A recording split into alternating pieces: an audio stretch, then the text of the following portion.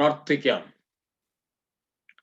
പിതാവിന്റെയും പുത്രന്റെയും പരിശുദ്ധാത്മാവിന്റെയും നാമത്തിൽ തന്നെ. ഇന്നത്തെ ഈ ആരാധനയിൽ പങ്കുചേരുന്ന എല്ലാവരെയും ഓർത്ത് ദൈവത്തിന് സ്തോത്രം ചെയ്യുന്നു. നിങ്ങൾക്ക് എല്ലാവർക്കും ക്രിസ്തുയേശുവിന്റെ നാമത്തിൽ ഉള്ള സ്നേഹവന്ദനം അറിയിക്കുകയും ചെയ്യുന്നു. As we all know, we stand at the threshold of another Lenten season. നോമ്പുകാലത്തേക്ക് പ്രവേശിക്കാൻ പോവുകയാണ്. പൗരസ്ത്യ സഭാ പാരമ്പര്യത്തിൽ ഉൾപ്പെടുന്നവർ നാളെ മുതലും, പാശ്ചാത്യ പാരമ്പര്യത്തിൽ ഉൾപ്പെടുന്നവർ ബുധനാഴ്ച മുതലും വളരെ പ്രധാനപ്പെട്ട ഈ നോമ്പുകാലത്തേക്ക് പ്രവേശിക്കുകയാണ്. നമ്മെ സംബന്ധിച്ചിടത്തോളം നോമ്പ് ആരംഭിക്കുന്നതിന് മുൻപുള്ള 3 ഞായറാഴ്ചകളിലെ ചിന്താവിഷയങ്ങൾ വളരെ പ്രധാനപ്പെട്ടതാണ്. നോമ്പിന് 3 ആഴ്ച മുൻപ് സൃഷ്ടിയെക്കുറിച്ച് നാം ചിന്തിക്കുന്നു. അതിനുശേഷമുള്ള ഞായറാഴ്ച വീഴ്ചയെക്കുറിച്ച് ചിന്തിക്കുന്നു. അതിനുശേഷമുള്ള ഞായറാഴ്ച വീണ്ടെടുപ്പിനെ കുറിച്ച് ചിന്തിക്കുന്നു. So creation, fall and redemption. After meditating these themes that we enter into the season of Lent. അപ്പോൾ സത്യത്തിൽ ഇന്ന് നമ്മൾ ചിന്തിക്കേണ്ടത് റിഡംഷനെ കുറിച്ചാണ്, അല്ലെങ്കിൽ റിക്കൺസിലിയേഷനെ കുറിച്ചാണ്. ദൈവവുമായി, മനുഷ്യനുമായി, സഹസൃഷ്ടികളുമായിട്ടൊക്കെ ഉണ്ടാകേണ്ട അനുരഞ്ജനത്തെ കുറിച്ചാണ് നാം ചിന്തിക്കേണ്ടത്. എന്നാൽ ഇന്നത്തെ ദിവസത്തിന് ഒരു പ്രത്യേകത കൂടെയുണ്ട്. As we all know, today we observe as Healing Ministry Day. നാളത്തെ ഞായറാഴ്ചയുടെ പേര് ഹീലിംഗ് മിനിസ്ട്രി സൺഡേ എന്നുള്ളതാണ്, സൗഖ്യദായക ഞായർ. അതുകൊണ്ട് തന്നെ ഇന്ന് ഹീലിംഗുമായി ബന്ധപ്പെട്ട ഏതാനും ചിന്തകൾ നിങ്ങളുമായി പങ്കുവെക്കാം എന്ന് വിചാരിക്കുകയാണ്. ഒരർത്ഥത്തിൽ healing and redemption, they are mutually related. Redemption is also about healing. അല്ലെ? വീണ്ടെടുപ്പ് എന്ന് പറയുമ്പോൾ അത് സൗഖ്യത്തെ കുറിച്ച് കൂടെയാണ് നമ്മളെ ഓർമ്മിപ്പിക്കുന്നത്. യേശുവിന്റെ സാൽവിഫിക് ആക്ടിൽ, യേശുവിന്റെ രക്ഷാപദ്ധതിയിൽ പ്രധാനമായും ഉണ്ടായിരുന്ന 3 മിനിസ്ട്രിയിൽ ഒന്ന് സൗഖ്യദായക ശുശ്രൂഷയായിരുന്നു. യേശുവിന്റെ 3-fold മിനിസ്ട്രിയിൽ one of the ministries was about healing others. സൗഖ്യം നൽകുക എന്നുള്ളതായിരുന്നു. ഇപ്രകാരം ഒരു ചിന്ത ഞാൻ വായിച്ചത് ഓർക്കുകയാണ്. In suffering, God is not getting back at you, he is getting you back to himself. ഞാനും നിങ്ങളും വേദന അനുഭവിക്കുമ്പോൾ നമ്മൾ പ്രാർത്ഥിക്കും, ദൈവമേ എൻ്റെ ജീവിതത്തിലേക്കൊന്ന് വരണമേ, എന്നെ സ്പർശിക്കണമേ, സൗഖ്യമാക്കണമേ. അപ്പോൾ സൗഖ്യം എന്ന് പറയുമ്പോൾ നമ്മുടെ കാഴ്ചപ്പാടിൽ it is about God reaching us.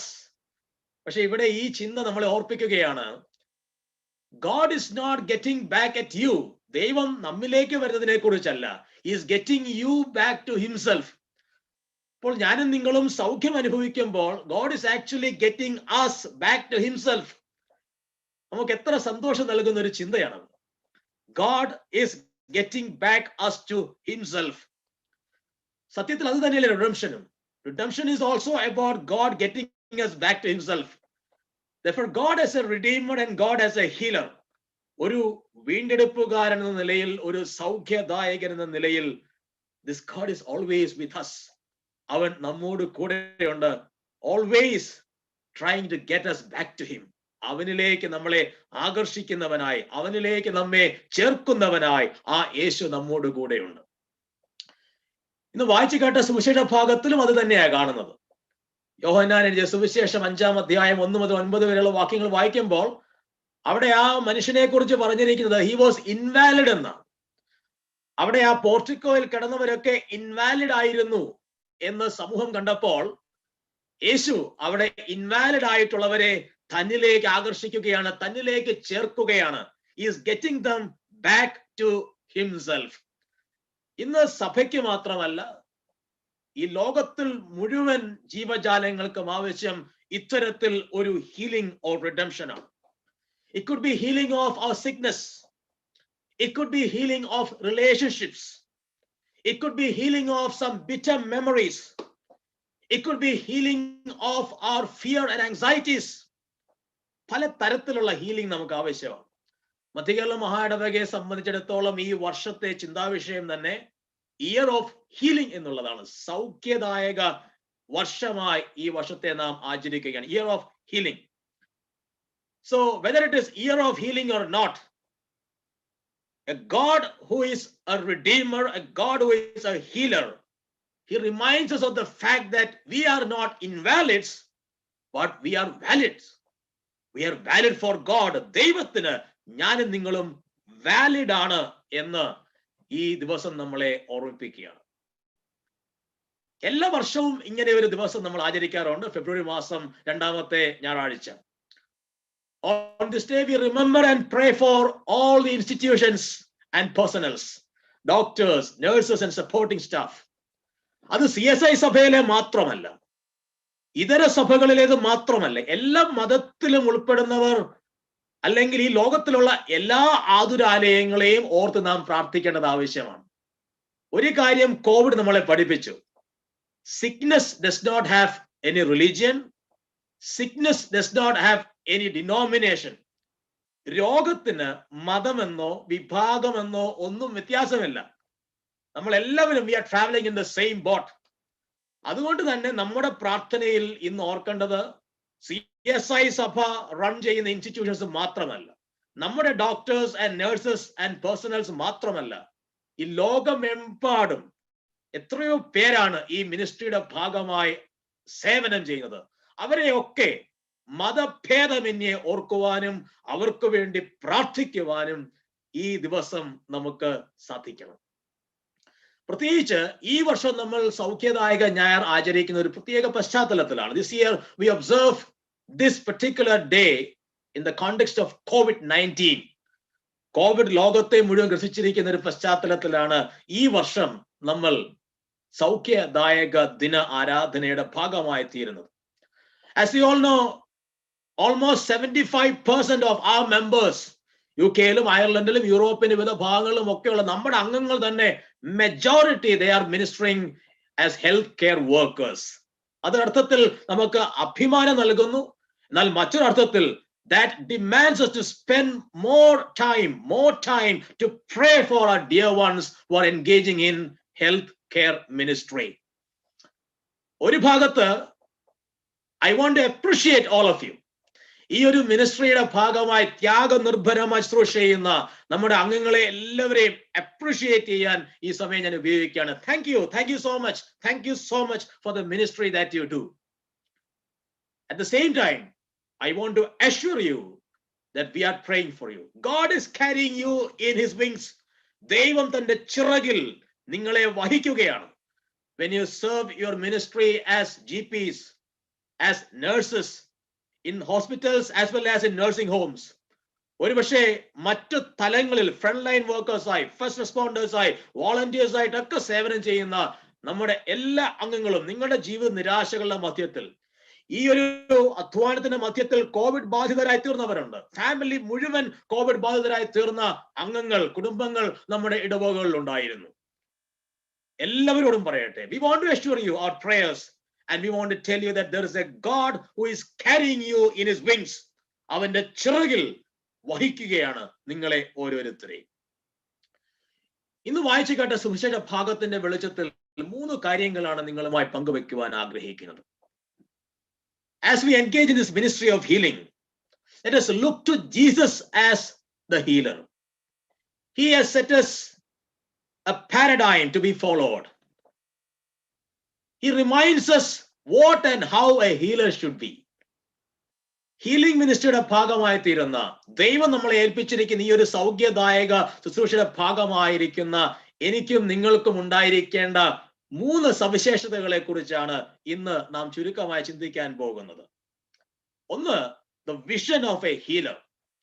2, the mission of a healer. 3, the passion of a healer. വളരെ എളുപ്പം നമുക്ക് മനസ്സിലാക്കാവുന്ന 3 ചിന്തകൾ, but they are very serious. They are very crucial to our ministry as we engage in this healing ministry. The vision of a healer, the mission of a healer, and the passion of a healer. ഒന്നാമത്, the vision of a healer. ഇവിടെ ഈ ഒരു 5-ാം അധ്യായം ആരംഭിക്കുമ്പോൾ യേശു ഒരു പെരുന്നാളിന് പോവുകയാണ്. Jesus is at A feast. യെരുശലേമിൽ എത്തിയിരിക്കുകയാണ്. ഒരു പെരുന്നാളിലാണ് യേശു വന്നിരിക്കുന്നത്. എന്നാൽ യേശുവിനെ നാം കാണുന്നത് മഹാപുരോഹിതന്റെയോ പുരോഹിതന്മാരുടെയോ പരീശന്മാരുടെയോ സദൂക്യരുടെയോ ഒന്നും മധ്യത്തിലല്ല, പെരുന്നാളുകളുടെ ആഘോഷങ്ങളുടെ മധ്യത്തിലല്ല. യേശു വന്നത് ഒരു പെരുന്നാളിനാണെങ്കിലും യേശുവിനെ നമ്മൾ കാണുന്നത് ആട്ടുവാതിൽ അല്ലെങ്കിൽ ബത്സേദ കുളം അതിന്റെ അരികിലാണ്. രണ്ട് കാര്യങ്ങളാണ് ഇവിടെ ഒന്ന് മനസ്സിലാക്കാൻ സാധിക്കുന്നത്. യേശുവിന് വേണമെങ്കിൽ ആ പവർ സെന്ററിലേക്ക് പോകാമായിരുന്നു. പുരോഹിതന്മാരും റിലീജിയസ് അതോറിറ്റീസ്, പൊളിറ്റിക്കൽ അതോറിറ്റീസ് ഒക്കെ ശക്തമായി നിലകൊള്ളുന്ന യെരുശലേമിൽ എത്തുന്ന യേശുവിന് തന്റെ സ്ഥാനം ഉറപ്പിക്കുവാൻ, തനിക്ക് ചില പവർ ബാർഗെയിൻസ് നടത്തുവാൻ വേണമെങ്കിൽ അവരുമായി പോയി ഒരു അലയൻസ് ആകാമായിരുന്നു, അവരുമായി പോയി ചർച്ചകളാകാമായിരുന്നു, അവരുമായിട്ട് പോയി സംവേദിക്കാമായിരുന്നു. He could have engaged in some kind of discourse with the power centers in Jerusalem. പക്ഷേ അതിനല്ല യേശു ശ്രമിക്കുന്നത്. യേശുവിന്റെ വിഷൻ എന്ന് പറയുന്നത് പവർ സെന്ററിലേക്ക് പോകുവാനോ പവർ ഡിസ്കോഴ്സസിൽ ഇടപെടുവാനോ തന്റെ പവർ ആൻഡ് അതോറിറ്റി ലൗകികമായി ഐഹികമായി സാധിച്ചെടുക്കുവാനോ അല്ല. മറിച്ച് യേശുവിന്റെ വിഷൻ എന്ന് പറയുന്നത് with and for the powerless, with and for the powerless, the weak, the sick, the suffering. Invalid എന്ന് ലോകം എഴുതിത്തള്ളിയവർ, അവരുടെ മധ്യത്തിലാണ് യേശു തന്റെ ദർശനത്തെ ലൊക്കേറ്റ് ചെയ്യുന്നത് എന്ന് ഈ ഭാഗം ഓർപ്പിക്കുന്നു. മാത്രമല്ല, ഒരു ഫീസ്റ്റ് എന്ന് പറയുമ്പോൾ സെലിബ്രേഷന്റെ, ഫെസ്റ്റിവലിന്റെ പശ്ചാത്തലമാണ്. പക്ഷേ യേശുവിന്റെ priority is not in his own moments of celebration. അവന്റെ തന്നെ ആഘോഷങ്ങളുടെ നിമിഷങ്ങളല്ല, മറിച്ച് his priority is in making others celebrate their lives. മറ്റുള്ളവരുടെ ജീവിതത്തെ ഒരു ആഘോഷത്തിലേക്ക് നയിക്കുന്നതിലാണ് യേശുവിന്റെ പ്രയോറിറ്റി. ഇവിടെ 5 പോർട്ടിക്കോകളിലായി, 5 പോർച്ചുകളിലായി അനേകർ രോഗികളായി വർഷങ്ങളായി നിലകൊള്ളുമ്പോൾ, കിടക്കുമ്പോൾ, ആരോരുമില്ലാതെ സങ്കടപ്പെട്ട് ഇൻവാലിഡ് എന്ന് മുദ്ര കുത്തപ്പെട്ടവരെ കിടക്കുമ്പോൾ യേശുവിന്റെ ദർശനം അവർക്ക് വേണ്ടിയാണ്, അവരോടൊപ്പമാണ്. Jesus might be thinking to himself, what celebration without them? അവരില്ലാതെ എന്ത് ആഘോഷം, അവരില്ലാതെ എന്ത് ആഘോഷം. It is not about me but others, those in need. ഒരു ഹീലറിനുണ്ടായിരിക്കേണ്ട പ്രൈമറി ആയിട്ടുള്ള സവിശേഷത, his or her vision should not be for himself or herself, but for others, particularly the powerless, the weak, the marginalized, those in need. ആരോരുമില്ലാത്തവർക്കായി. നമ്മൾ ആ പുതിയ നിയമ ഭാഗം വായിക്കുമ്പോൾ അവിടെ ഉപയോഗിച്ചിട്ടുള്ള ഗ്രീക്ക് വാക്കുകളെല്ലാം വളരെ സവിശേഷമാണ്. അതിൽ റിപ്പീറ്റഡ് ആയി ഉപയോഗിക്കുന്ന ഒരു വാക്കുണ്ട്. ഗ്രീക്കിൽ ആ വാക്ക് എക്കോൻ എന്നാണ്. അതിന്റെ അർത്ഥം ക്യാരിയിങ് എന്നാണ്. ക്യാരിയിങ്. പല ആവർത്തി ആ വാക്ക് ഉപയോഗിക്കുന്നുണ്ട്. ബത്സേദ കുളത്തിന് ചുറ്റും 5 പോർച്ചസ് ഉണ്ടായിരുന്നെന്നും ആ 5 പോർച്ചസ് they carried, they had people, multitude who were lame, paralyzed and blind. അവിടെ ഉപയോഗിക്കുന്ന വാക്ക് എക്കോൻ ആണ്. carried അല്ലെങ്കിൽ it had, they had എന്ന് ഉപയോഗിക്കുന്ന ആ വാക്ക്. അതിനുശേഷം 38 സംവത്സരമായി രോഗിയായി കിടന്ന ഈ മനുഷ്യനെ വിശേഷിപ്പിക്കുമ്പോൾ അവിടെ വീണ്ടും യോഹന്നാൻ ഇതേ വാക്ക് ഉപയോഗിക്കുന്നുണ്ട്. There was a man carrying or having infirmity for 38 years. A man who was carrying sickness. A man who was carrying sickness for 38 years. രോഗം 38 വർഷങ്ങൾ വഹിച്ചുകൊണ്ടിരുന്ന ഒരു മനുഷ്യനുണ്ടായിരുന്നു. carrying, എക്കോൻ. അതിനുശേഷം ഈ മനുഷ്യനുമായുള്ള യേശുവിന്റെ സംസാരത്തിൽ ഈ മനുഷ്യൻ പറയുകയാണ്, there is no one to carry me to the pool. ഞാനെങ്ങ് എത്തുമ്പോഴത്തേക്ക് വേറെ ആരെങ്കിലും ഇറങ്ങുകയാണ്, എന്നെ കൊണ്ടുപോകാൻ ആരുമില്ല. Again this word is used. അപ്പോൾ പല ആവർത്തി ഈ വാക്ക് carrying, have എന്നുള്ള ആ ഒരു ഗ്രീക്ക് വാക്ക് ആവർത്തിക്കുമ്പോൾ സത്യത്തിൽ ഈ മനുഷ്യന്റെ അവിടെ ഉണ്ടായിരുന്നവരുടെ ഒരു പ്ലൈറ്റ് സുവിശേഷകൻ വ്യക്തമാക്കി. എന്തായിരുന്നു? 2 പ്രശ്നങ്ങളാണുള്ളത്. ഒന്ന് sickness, 2 loneliness. Sickness and loneliness. ഒന്ന്, ഞാൻ 38 സംവത്സരമായ രോഗിയാണ്. 2, എനിക്കാരുമില്ല. ഒരർത്ഥത്തിൽ ഇന്നത്തെ ഒരു കോവിഡ് പശ്ചാത്തലത്തിൽ വളരെ മീനിങ് ഫുൾ ആണിത്. I am sick and I am lonely. ആരുമില്ല. I am sick and I am lonely. Particularly നമ്മുടെ എത്രയോ അപ്പച്ചന്മാരും അമ്മച്ചിമാരും നഴ്സിംഗ് ഹോംസിലേക്ക് ആയിരിക്കുമ്പോൾ, നമ്മളൊക്കെ ഉണ്ടെന്ന് പറയുമ്പോഴും അവരൊക്കെ എന്ത് loneliness അനുഭവിക്കുന്നുണ്ടായിരിക്കാം. On the one hand, I am sick. At the same time, I am lonely. Sickness and loneliness. അങ്ങനെ അനേകർ രോഗവും ഏകാന്തതയും വഹിച്ചുകൊണ്ട് നടക്കുമ്പോൾ our vision should be for them. അവർക്ക് വേണ്ടിയായിരിക്കണം നമ്മുടെ വിഷൻ. Not just curing. കോവിഡിനെ ക്യൂർ ചെയ്യുക എന്നുള്ളതല്ല, ഒരു ഹോളിസ്റ്റിക് ഹീലിംഗ്. അവരുടെ ഏകാന്തത എന്ന് പറയുമ്പോൾ that is both mental and social. എനിക്കാരുമില്ല, സോഷ്യൽ. ഞാൻ ഒറ്റപ്പെട്ടവരാണ്, മെന്റൽ, സൈക്കോളജിക്കൽ ആൻഡ് ഫിസിക്കൽ. എല്ലാ തലത്തിലും ഒരു ഹീലിംഗ്, ഹോളിസ്റ്റിക് ഹീലിംഗ് നൽകുവാൻ നിയോഗം ലഭിച്ചവരാണ് നമ്മുടെ ഓരോ ഹെൽത്ത് സെക്ടറിൽ സെർവ് ചെയ്യുന്ന അംഗങ്ങളും എന്നത് സത്യം നമ്മൾ ഒരിക്കലും മറന്നു പോകരുത്. So what I'm trying to say is, Jesus had a very clear vision. His vision was not to engage in a power discourse with the power centers to ensure his power and authority, but his priority was the people, the weak, the diseased, the sick, the marginalized. വേദന അനുഭവിക്കുന്നവരായിരുന്നു യേശുവിന്റെ priority. അവരുടെ പ്രശ്നമോ carrying sickness and loneliness for several years. നമ്മുടെ ശുശ്രൂഷയും അത് തന്നെയാണ്. വേദനിക്കുന്ന രോഗികളായിരിക്കുന്ന ഏകാന്തത അനുഭവിക്കുന്നവരുടെ ജീവിതത്തിലേക്ക് ഒരു ആശ്വാസമഴയായി പെയ്തിറങ്ങാൻ നമുക്ക് സാധിക്കണം. The vision of a healer. രണ്ടാമത്, the mission of a healer. The mission of a healer. ബെത്സേദ എന്ന പേരിന്റെ അർത്ഥം എന്താണ്? ഹൗസ് ഓഫ് മേഴ്സി എന്നാണ്. കരുണയുടെ, കൃപയുടെ ഇടം എന്നതാണ് ബെത്സേദ എന്ന പേരിന്റെ അർത്ഥം. പക്ഷേ സത്യത്തിൽ ഇത് ഒരു ഹൗസ് ഓഫ് മേഴ്സി ആണോ അതോ എ പ്ലേസ് ഓഫ് മെറിറ്റ് ആണോ എന്ന് നാം ചിന്തിക്കേണ്ടിയിരിക്കുന്നു. എന്താ കാരണം? ഈ മനുഷ്യൻ പറയുകയാണ്, ഞാൻ ഓടിച്ചെല്ലുമ്പോഴത്തേക്ക് എന്നേക്കാൾ കഴിവുള്ളവർ എനിക്ക് മുൻപേ വെള്ളത്തിൽ ഇറങ്ങുകയാണ്. അപ്പോൾ ഇവിടെ കരുണയേക്കാൾ മുൻഗണന അല്ലെങ്കിൽ പരിഗണന എന്തിനാണ്? മെറിറ്റിനാണ്. Although that was a place of mercy, that became a place of merit. Those who were more able than this person, they could go and get healed. നമ്മുടെ മിഷൻ ശരിക്കും എന്താ? യേശുവിന്റെ മിഷൻ എന്തായിരുന്നു? യേശു ആ പ്ലേസ് ഓഫ് മെറിറ്റിനെ place of mercy ആക്കി മാറ്റുകയാണ്. ഇവന് ഒരർത്ഥത്തിലും ഒരു മെറിറ്റുമില്ല. ആ സമൂഹം അവനെ കാണുന്നത് ഇൻവാലിഡ് ആണെന്ന് ഞാൻ ഇതിനോടകം പല പ്രാവശ്യം പറഞ്ഞു കഴിഞ്ഞു. ഈ 5-ാം അധ്യായം തുടർന്ന് വായിക്കുമ്പോൾ അവിടെ എഴുതിയിരിക്കുക, യേശു പറയുക, ഇനി നീ പാപം ചെയ്യരുത്. അപ്പോൾ അവന്റെ ജീവിതത്തിൽ എന്തൊക്കെയോ പാപസംബന്ധമായ കുറവുകൾ ഉണ്ടായിരുന്നു. അവന് അവകാശപ്പെടുവാൻ യാതൊരു മെറിറ്റുമില്ല. 10 കുഷ്ഠരോഗികളെ യേശു ഹീൽ ചെയ്യുമ്പോൾ അതിൽ ഒരുത്തൻ മടങ്ങി വന്ന് നന്ദി കാണിക്കുന്നുണ്ട്. ഇവൻ ഒരു നന്ദിയും കാണിക്കുന്നില്ല. അവന്റെ സ്വഭാവത്തിൽ അങ്ങനെയുള്ള വെർച്യൂസ് ഒന്നും തന്നെയില്ല. പിന്നീട് ഇവനോട് ദേവാലയത്തിൽ അധികാരികൾ ചോദിക്കുന്നു, ആരാ നിന്നെ സൗഖ്യമാക്കിയത്? എനിക്കറിയത്തില്ല. അത് ആരാന്ന് പോലും അന്വേഷിച്ചില്ല. ഒരുപക്ഷെ 38 സംവത്സരമായി ഇങ്ങനെ കിടന്ന് വേദന അനുഭവിച്ചപ്പോൾ ആരും എന്നെ കരുതുന്നില്ല എന്നുള്ള ഹാർഡ് ഫീലിങ്സ് അവന്റെ ഹൃദയത്തെ തന്നെ കടും കട്ടിയാക്കി മാറ്റി. He might have become so rough and tough. അവൻ അങ്ങനെയുള്ള ഇമോഷൻസ് ഒന്നും ഇല്ലായിരിക്കാം ചിലപ്പോൾ.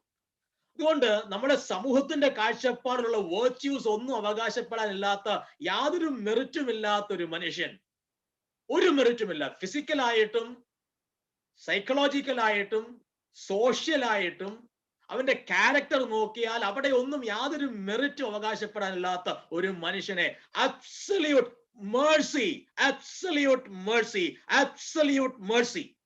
അതിന്റെ അടിസ്ഥാനത്തിൽ മാത്രം യേശു അവനെ സൗഖ്യമാക്കുമ്പോൾ ഇത് നമുക്ക് നൽകുന്ന ഒരു പാഠമുണ്ട്. There is no one who is invalid. നമ്മുടെ മുമ്പിൽ വരുന്ന ഒരു രോഗിയും ഇൻവാലിഡ് അല്ല. നമ്മുടെ മുൻപിൽ വരുന്ന ഒരു രോഗിയെ നമ്മൾ കാണേണ്ടത് മെറിറ്റിന്റെ അടിസ്ഥാനത്തിലല്ല. പ്രത്യേകിച്ച് ക്യാപിറ്റലിസം കൊടുങ്കുത്തി വാഴുന്ന ഈ ലോകത്ത് ഈ കോവിഡ് സമയത്ത് ഉണ്ടായ വളരെ ഭീകരമായ കാഴ്ചപ്പാടാ. പ്രായമായവർ, 80-90 വയസ്സായവർ, അവരുടെ മുകളിൽ ഇൻവെസ്റ്റ് ചെയ്തിട്ട് എന്ത് കാര്യം, ലെറ്റ് ദം ഡൈ എന്ന് ചിന്തിച്ചു പോയ എത്രയോ നിമിഷങ്ങൾ ഈ ലോകത്തുണ്ടായി. ഭരണാധികാരികൾ ചിന്തിച്ചു പോയ നിമിഷങ്ങൾ. ഒരു യുവാവിന് യുവതിയുടെ അവരുടെ ജീവിതത്തിൽ ഇൻവെസ്റ്റ് ചെയ്താൽ there is a benefit, there is a return. റിട്ടേണിന്റെ പേരിൽ, മെറിറ്റിന്റെ പേരിൽ രോഗികളെ കാറ്റഗറൈസ് ചെയ്യുന്ന ലോകത്ത്, as A doctor, as A nurse, as A supporting staff, അങ്ങനെ ഒരു കാറ്റഗറൈസേഷൻ യേശു ആഗ്രഹിക്കുന്നില്ല എന്ന് നമ്മൾ തിരിച്ചറിയണം. No one is invalid for Jesus. No one is invalid for Jesus. Everyone is valid. You and me. മെറിറ്റിന്റെ അടിസ്ഥാനത്തിലല്ല, മേഴ്സിയുടെ, കരുണയുടെ, കരുതലിന്റെ, കമ്പാഷന്റെ അടിസ്ഥാനത്തിലാണ് നമ്മൾ ഓരോ രോഗിയെയും അപ്രോച്ച് ചെയ്യേണ്ടത് എന്ന് ഈ ഒരു സുവിശേഷ ഭാഗം നമ്മളെ ഓർമ്മിപ്പിക്കുകയാണ്. മൂന്നാമത് അവസാനവുമായി the passion of a healer. The passion of a healer. യേശുവിന്റെ സ്വഭാവത്തിൽ കാണുന്ന ഒരു പ്രത്യേകത, ഒരു പെർസിസ്റ്റൻസ്. പലപ്പോഴും നിങ്ങളൊക്കെ ഈ ഒരു മിനിസ്ട്രിയുടെ ഭാഗമായി തീരുമ്പോൾ it is so natural that you could get weary and disappointed. തളർന്നു പോകാം. ശാരീരികമായിട്ട് മാത്രമല്ല, മാനസികമായും തളർന്നു പോയിട്ടുള്ള എത്രയോ നിമിഷം ഉണ്ടായി കാണും. എത്രയോ ദിവസങ്ങൾ മാസ്ക് വെച്ച് ജോലി ചെയ്ത നിമിഷങ്ങൾ, PPE ഒക്കെ ഇട്ട് നമുക്കൊരു കടയിൽ പോകുമ്പോൾ ഒരു സാധാരണ തുണി മാസ്ക് ഇട്ട് പോകുമ്പോൾ ഒരു ഇറിറ്റേഷൻ അറിയാം. അപ്പൊ നിങ്ങളൊക്കെ എത്ര പ്രയാസപ്പെട്ട്, എത്ര മണിക്കൂറുകൾ ICUവിനകത്തും അല്ലാതെയും ഒക്കെ സെർവ് ചെയ്ത നിമിഷങ്ങൾ, ക്ഷീണിച്ചു പോയ നിമിഷങ്ങൾ, സ്വയം എന്റെ ദൈവമേ ഇതെങ്ങനെ സഹിക്കാൻ പറ്റും, സാധിക്കുന്നില്ലല്ലോ എന്നോർത്ത് ഡിസപ്പോയിന്റഡ് ആയിപ്പോയ നിമിഷങ്ങൾ കാണും. സ്വർഗത്തിലെ അപ്പച്ചൻ തീർച്ചയായും നിങ്ങളെ കണ്ടിട്ടുണ്ട്. സ്തോത്രം. എന്നാൽ ഒരു കാര്യം കൂടെ ഓർപ്പിക്കാൻ ആഗ്രഹിക്കുക. നമ്മളൊക്കെ ചെയ്യുന്ന ഈ ഹീലിംഗ് മിനിസ്ട്രി, അല്ലെങ്കിൽ നിങ്ങളൊക്കെ ചെയ്യുന്ന ഈ ഹീലിംഗ് മിനിസ്ട്രി, അതൊരിക്കലും സുഗമമായ ഒരു പാതയല്ല എന്ന് നിങ്ങൾക്കറിയാം. നിങ്ങളിലൂടെയൊക്കെ ഞാനും മനസ്സിലാക്കിയിട്ടുണ്ട്. Sometimes the system is very disappointing. System disappointing ആണ്. ചിലപ്പോൾ protocols my be very disappointing. നമ്മൾ വളരെ ആത്മാർത്ഥമായി പ്രവർത്തിച്ചാലും നമ്മുടെ സിസ്റ്റം അത്ര സപ്പോർട്ടീവ് ആകണമെന്നില്ല. നമ്മുടെ ഉള്ളിലെ കമ്പാഷൻ, അതിന്റെ യഥാർത്ഥ ആഴത്തിൽ നമുക്ക് ഉപയോഗിക്കാൻ സാധിക്കാത്തതുപോലെ സിസ്റ്റംസും പ്രോട്ടോകോൾസും നമ്മളെ നിരുത്സാഹപ്പെടുത്തിയേക്കാം. യേശു വലിയ കാര്യത്തിലൊക്കെ ഈ മനുഷ്യനെ സൗഖ്യമാക്കിയപ്പോൾ മത പുരോഹിതന്മാർ, മത അധികാരികൾ ചോദിക്കുക, ശബത്തിൽ ഇത് ചെയ്യാൻ നിനക്കുന്ന അധികാരം? So you may be very compassionate, you may be very committed, but the system need not be that compassionate. സിസ്റ്റത്തിൻ്റെതായ രീതികളുണ്ട്, പ്രോട്ടോകോൾസിന്റെ രീതികളുണ്ട്. സംടൈംസ് നമ്മുടെ ആ കമ്പാഷൻ ഒന്നും യഥാർത്ഥ അളവിൽ ആവശ്യത്തിലിരിക്കുന്നവർക്ക് എത്തിക്കുവാൻ സാധിക്കാതെ പോകുന്ന, നമ്മളെ പിൻപോട്ട് വലിക്കുന്ന സിസ്റ്റം ആയിരിക്കാം. We may get disappointed. അതല്ലെങ്കിൽ ചിലപ്പം പേഷ്യൻസ് തന്നെ അവരുടെ സംസാരങ്ങൾ പലപ്പോഴും ഡിസപ്പോയിന്റിങ് ആകാം. ഇവിടെ യേശു ഈ മനുഷ്യനോട് ചോദിക്കുന്നു, നിനക്ക് സൗഖ്യമാകാൻ മനസ്സുണ്ട്? He said to him, do you want to be made well? അതിന് ആൻസർ എന്തുവാ? Yes or no. ഇപ്പൊ ഡോക്ടർ ചോദിക്കുക, എന്താ നിങ്ങൾക്ക് പറ്റിയത് എന്ന് ചോദിക്കുമ്പം, എങ്ങനെയാ വീണത്? ഒരു ആക്സിഡന്റ് ആയ ഒരു രോഗി വരിക, ഡോക്ടറോ നഴ്സോ ചോദിക്കുക എങ്ങനെയാ വീണത് എന്ന് ചോദിച്ചാൽ അത് തെന്നി വീണു എന്ന് പറഞ്ഞാൽ മതി. പക്ഷേ നമ്മൾ ചിലപ്പം ദീർഘമായ കഥകൾ പറയും. അതെ, ഞങ്ങളുടെ കല്യാണം കഴിഞ്ഞിട്ട് 20 വർഷമായി, 20 വർഷമായിട്ട് എങ്ങും ഇതുവരെ ഒന്നും പോകാൻ പറ്റിയില്ലായിരുന്നു. അങ്ങനെ യെസ്, പക്ഷെ എന്താ പറ്റിയത്? ഡോക്ടർ പിന്നെയും ചോദിക്കും. വീട് നമ്മൾ കഥ പറഞ്ഞുകൊണ്ടിരിക്കുകയാണ്. എന്നിട്ട് ഇങ്ങനെ മോൻ ഇങ്ങനെ സ്കൂളിലൊക്കെ പോയി, അത് കഴിഞ്ഞിങ്ങനെ ഇരുന്ന സമയത്ത് ഞങ്ങൾ ഓർത്ത് വീട്ടിൽ നിന്ന് പുറത്തോട്ട് ഒരുമിച്ച് നടക്കാൻ പോകാവുന്നേ. കാര്യം പറ, എന്താ പറ്റിയത്? അന്നേരം രോഗി ഇങ്ങനെ സ്റ്റോറി നറേറ്റ് ചെയ്തുകൊണ്ടിരിക്കും. അവസാനം എല്ലാം കഴിഞ്ഞായിരിക്കും മനസ്സിലാകുന്നത്, പുറത്തിറങ്ങിയപ്പോൾ ബ്ലാക്ക് കേസ് തെന്നി വീണെന്നുള്ള സംഭവമാണ് പറയാൻ പോകുന്നത്. പക്ഷെ ഇതൊക്കെ ആദ്യം പറഞ്ഞാൽ പോരെ? പറയണമെന്നില്ല. അങ്ങനെയല്ല എല്ലാ രോഗികളും. Sometimes the patients they may want to ventilate their feelings. നമ്മുടെ തിരക്കുകളുടെ മധ്യ നമ്മൾ ഓർക്കും, ഒന്ന് പറഞ്ഞു തീർത്താനേ, കാര്യം ഒന്ന് പറ എന്ന് ചിലപ്പോഴെങ്കിലും നമ്മൾ ചിന്തിച്ചു പോകും. ഇവിടെ ഏതാ യേശുവിന് ഒരൊറ്റ ഉത്തരം കിട്ടിയാൽ മതി, do you want to be made well? അവന്റെ ഉത്തരമോ, sir, I have no man to put me into the pool when the water is stirred up, but while I am coming another step down before me. ഒരു നീണ്ട കഥയൊക്കെ പറയുകയാണ്. യേശു അവിടെ ഒന്നും തളർന്നു പോകുന്നില്ല. Jesus is not irritated. യേശു അവനോട് വീണ്ടും ചോദിക്കുക, ഞാൻ ചോദിച്ച ചോദ്യത്തിന് ഉത്തരം പറ മനുഷ്യ എന്നൊന്നും യേശു പറയുന്നില്ല. Jesus is very compassionate. He just listening. Okay, I understand. And we see a complaining patient. അവൻ അവിടുത്തെ സിസ്റ്റത്തോട് കംപ്ലൈന്റ് മാത്രമേ ഉള്ളൂ. അവൻ പറയുന്നത് മുഴുവൻ കംപ്ലൈൻസ് ആണ്. Sometimes we may have patients who keep on complaining. നമ്മൾ എന്തൊക്കെ ചെയ്തെന്ന് പറഞ്ഞാലും കംപ്ലൈൻസ് പറയുന്നവരെ കാണും. Sometimes we may have patients who do not have any gratitude. അവൻ യേശുവോട് താങ്ക്സ് ഒന്നും പറയുന്നില്ല. Sometimes we may have patients who do not express any gratitude. ഏത് ഡോക്ടർ നിന്നെ സൗഖ്യമാക്കിയത്? എനിക്കറിയത്തില്ല. ഇതൊക്കെ നമ്മുടെ ജീവിതത്തിൽ ഉണ്ടാകാം. ഇതൊക്കെ നമ്മളെ തളർത്തിയേക്കാം. പക്ഷെ യേശുവിൽ നമ്മൾ നോക്കുമ്പോൾ ഇതൊന്നും യേശുവിനെ തളർത്തുന്നു. അവന്റെ മിനിസ്ട്രി കണ്ടിന്യൂ ചെയ്യുകയാണ്. He is still in search of people who are in need. ഇവൻ കഴിഞ്ഞാൽ അടുത്ത രോഗി, അത് കഴിഞ്ഞാൽ അടുത്ത മനുഷ്യൻ. ആവശ്യത്തിലിരിക്കുന്നവരെ കരുതുവാൻ ഇതൊന്നും യേശുവിന് തടസ്സമാകുന്ന. Nothing stops him from understanding, interpreting and engaging in that ministry to which he is called. അത്രയ്ക്ക് പാഷനേറ്റ് ആണ്. നമ്മുടെ മിനിസ്ട്രിയോട് നമുക്ക് ആ ഒരു പാഷൻ, അത് ഏത് മിനിസ്ട്രിയാണ്, ടീച്ചിങ് ആകാം, പാസ്റ്ററൽ മിനിസ്ട്രി ആകാം, ഹീലിംഗ് മിനിസ്ട്രി ആകാം, ബിസിനസ് ആകാം, IT മേഖലയാകാം, നമ്മൾ ഏത് മിനിസ്ട്രി എൻഗേജ്ഡ് ആയാലും we should have that passion. നമ്മളെ പിൻപോട്ട് വലിക്കുന്ന, പിന്തുരിപ്പിക്കുന്ന അനേക കാരണങ്ങൾ ഉണ്ടായിരിക്കാം. The system might be discouraging, people might be so discouraging, our own family might be discouraging. No, the passion within us, that should be a drive. അതായിരിക്കണം നമ്മുടെ drive എന്ന് പറയുന്നത്. The passion for the vocation to which you are called for, and the passion to become a channel of God's love. ദൈവത്തിന്റെ സ്നേഹത്തിന്റെ ചാലക ശക്തിയായി തീരുവാനുള്ള ആ ഒരു പാഷൻ. എന്തൊക്കെ നിരുത്സാഹപ്പെടുന്ന വാക്കുകൾ കേട്ടാലും സാഹചര്യങ്ങൾ ഉണ്ടായാലും we will still engage in this ministry with that same passion. എന്നെ കേൾക്കുന്ന പ്രിയപ്പെട്ടവരെ, 3 കാര്യങ്ങളാണ് ഞാൻ പറയാൻ ശ്രമിച്ചത്. The vision of the healer, the mission of the healer, and the passion of the healer. അതിന് നമുക്ക് ഉള്ള ഏറ്റവും ഉദാത്തമായ ഉദാഹരണം യേശുവാണ്. യേശു ഒരു ഉദാഹരണം മാത്രമല്ല. Jesus is our savior. Jesus is our redeemer. He is concerned about our physical health and the spiritual health. അതുകൊണ്ടാണ് യേശു അവനോട് പിന്നീട് പറയുന്നത്, മോനെ, ഇനി നീ പാപമൊന്നും ചെയ്യരുത്. I am really concerned about your spiritual health also. എല്ലാ അർത്ഥത്തിലും holistic healing നമുക്ക് നൽകുവാൻ വേണ്ടി as the redeemer, as the healer, നമ്മുടെ യേശു നമ്മുടെ കൂടെ ഉണ്ടെങ്കിൽ ആ യേശുവിന്റെ കരത്തിലേക്ക് നമ്മെ സമർപ്പിക്കാം. Before I conclude, I want to introduce this song. നമ്മൾ ഇതിനു ശേഷം ആ ഒരു പാട്ട് we are going to watch. And this song is by Chris Mann. The title of the song is Thank You Friendline. Thank you Friendline. ആ പാട്ടിന്റെ ആദ്യത്തെ വരി ഇങ്ങനെയാ, how about taking a moment to thank the friend line. Not only doctors, not only nurses, എത്ര പേരാണ് doctors, nurses, scientists, pharmacists working overtime, those working overtime, grocery clerks, truck drivers, mail carriers, selfless volunteers, garbage men and women, teachers holding classes online, factory workers, first responders, journalists, civil service employees, farmers, military, police, NHS and HSC staff. അങ്ങനെ എത്ര പേരോടാണ് നമുക്ക് ഈ ദിവസങ്ങൾ നന്ദി കരയേറ്റേണ്ടത്. Well, this song is a token of our appreciation to all the NHS and HSC staff, GP, doctors and all those who are engaging in several ministries during this COVID period. നമുക്ക് ഈ ഒരു video ശ്രദ്ധിക്കാം. Let us from the bottom of our heart thank everyone who is involved in this ministry. Thank you, Friendline. Thank you, Friendline.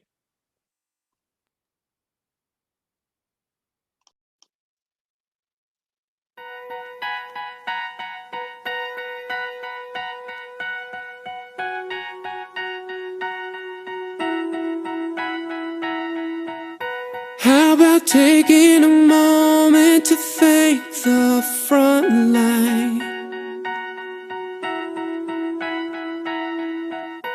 How about thinking of others who can't stay home?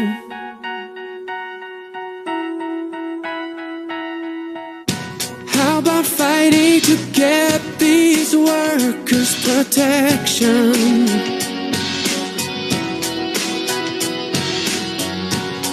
about standing up for the ones we love?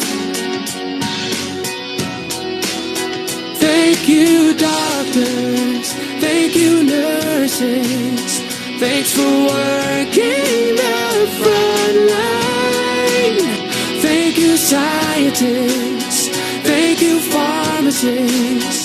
Thanks for working overtime. How about reining it in for the bigger picture?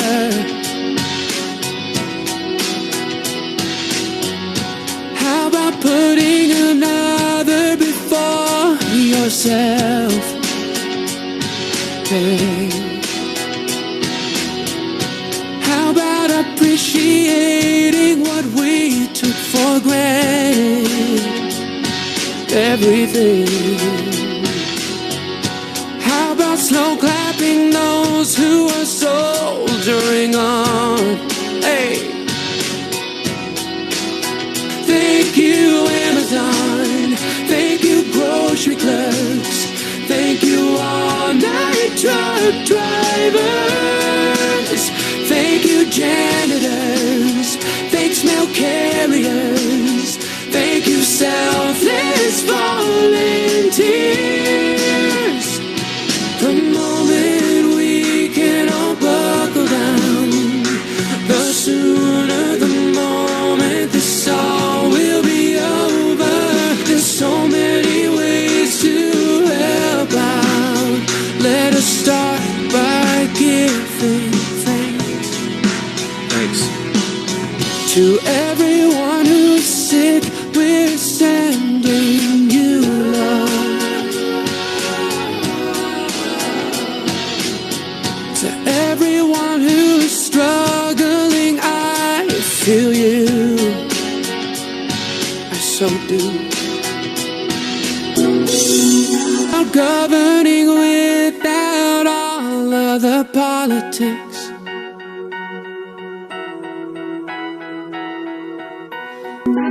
Working together for the greater good. Thank you, garbage men, firewomen, teachers holding class online. Thank you, companies changing strategies to make more medical supplies. Yeah. Factory workers, first responders, civil service employees. Thank you, farmers. Thank you, journalists. Thank you,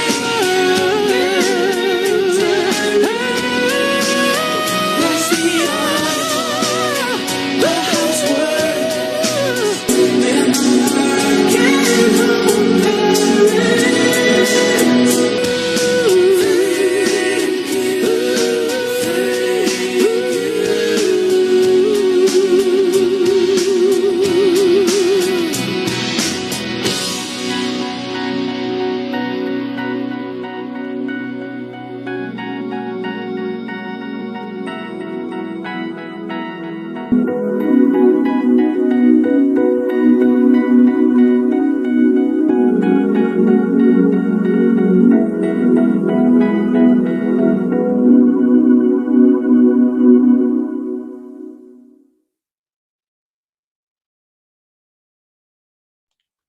ഇപ്പോൾ പിതാവാ ദൈവത്തിനും പുത്രനാ ദൈവത്തിനും പരിശുദ്ധാത്മാ ദൈവത്തിനും സകല ബഹുമാന മഹത്വവും കാലാവസാനം കൂടാതെ ഉണ്ടായിരിക്കട്ടെ. ആമേൻ. അപ്പോസ്തല വിശ്വാസ പ്രമാണം നമുക്ക് ചേർന്ന് പ്രഖ്യാപിക്കാം. Apostles creed.